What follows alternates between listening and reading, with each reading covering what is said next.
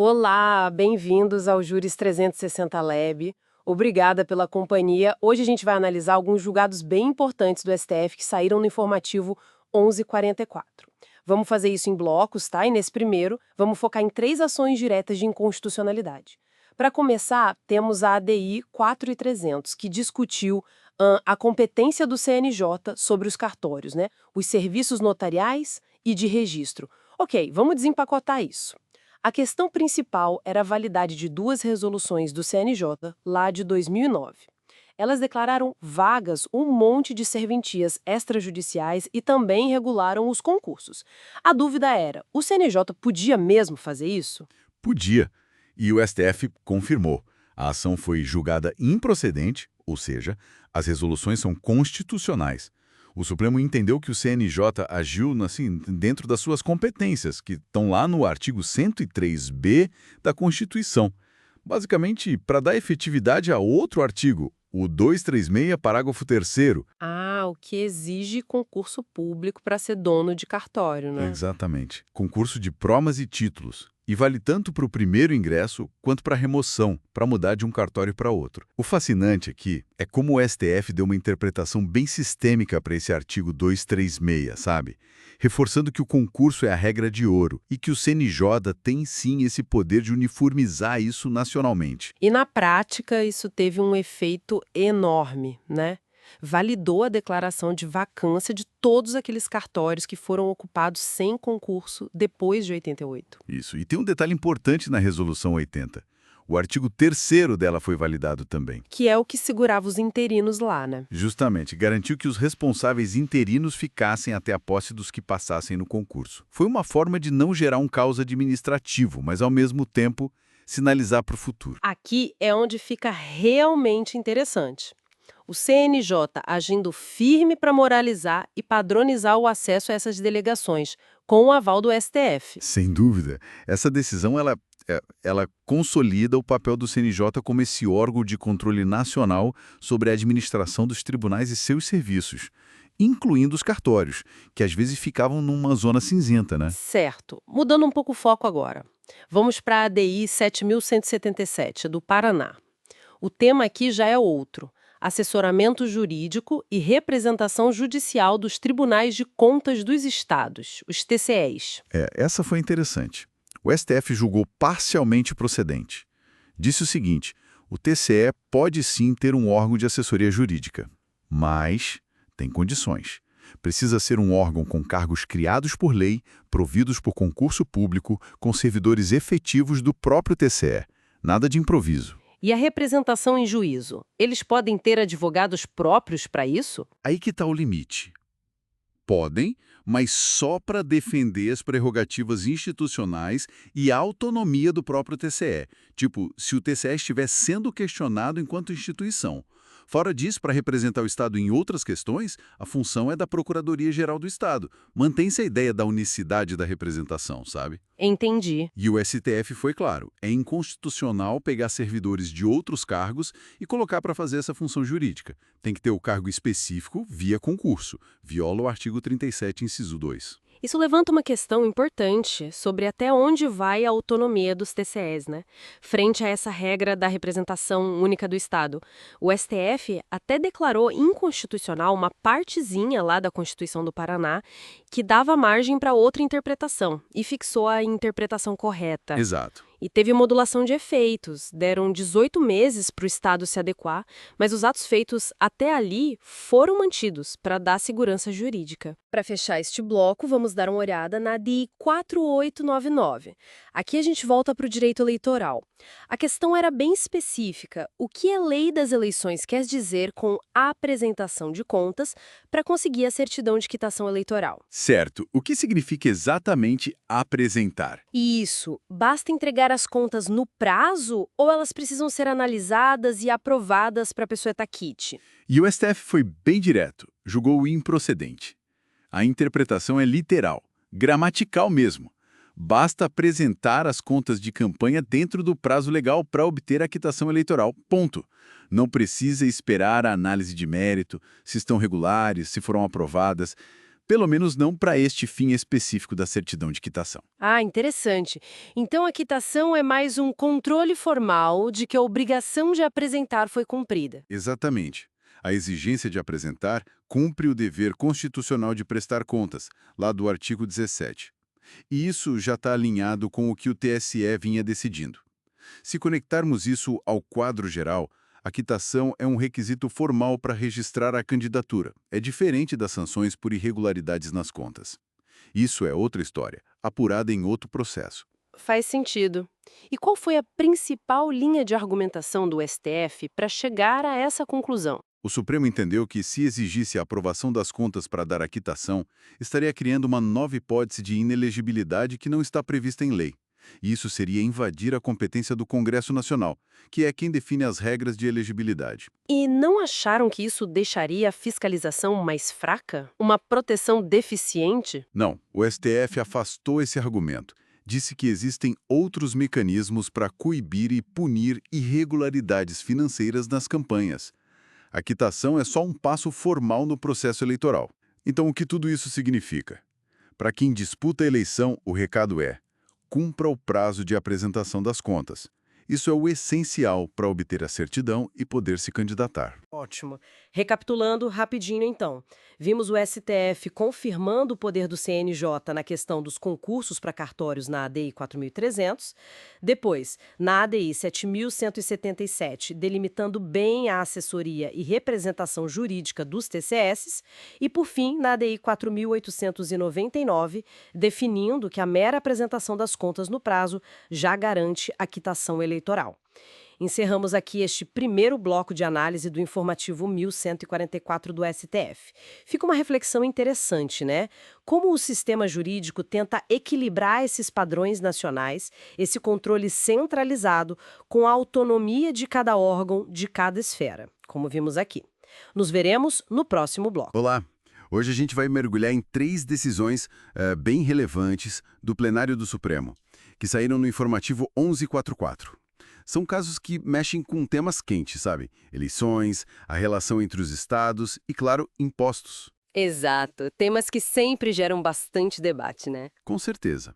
Bom, a gente vai analisar primeiro a ADI 7.212, que olhou para aquela história de criar benefícios sociais em anos de eleição usando um estado de emergência como desculpa. Quer dizer, como justificativa. Essa foi polêmica. Depois, tem o tema 1204 de repercussão geral. Ele define onde um Estado pode processar quem deve imposto. Uma questão bem prática para o dia a dia da cobrança fiscal. Sim, sobre a competência territorial, né? Isso afeta muito a administração tributária. E para fechar, a ADI 2805.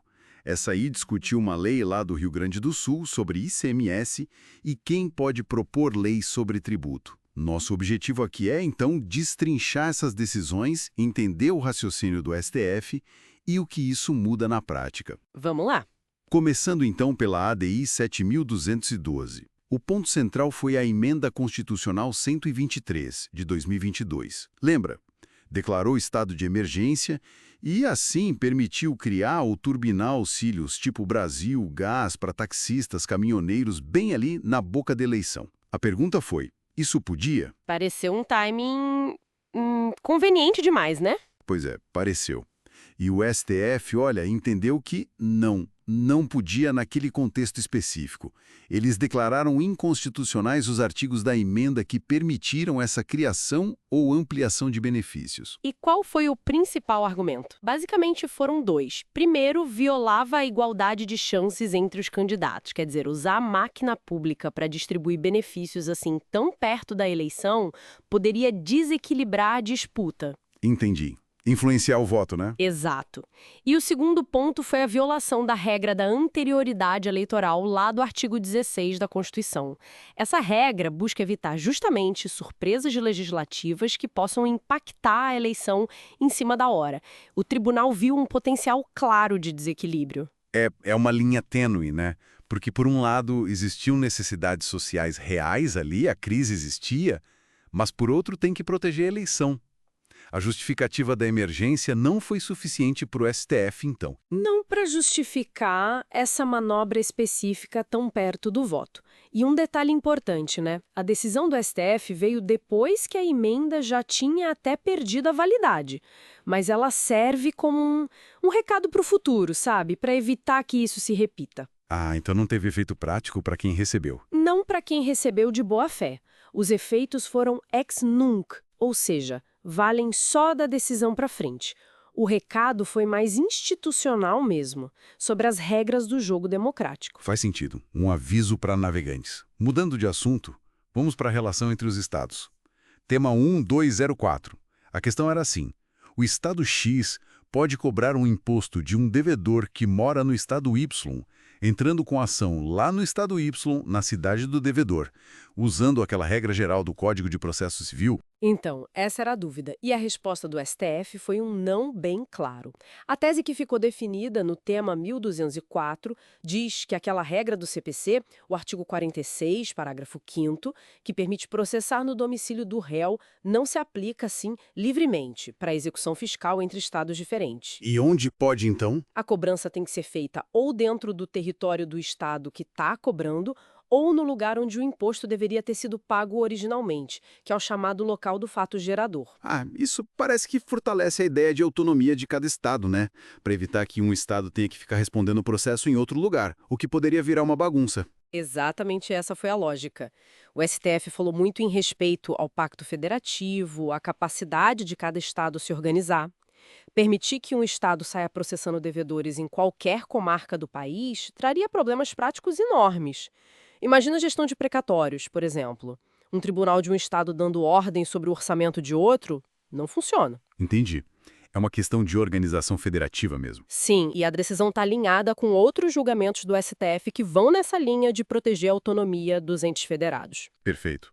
Para fechar, vamos para a ADI 2805, do ICMS gaúcho. Tinha uma lei estadual que não veio do governador, mas sim da Assembleia Legislativa.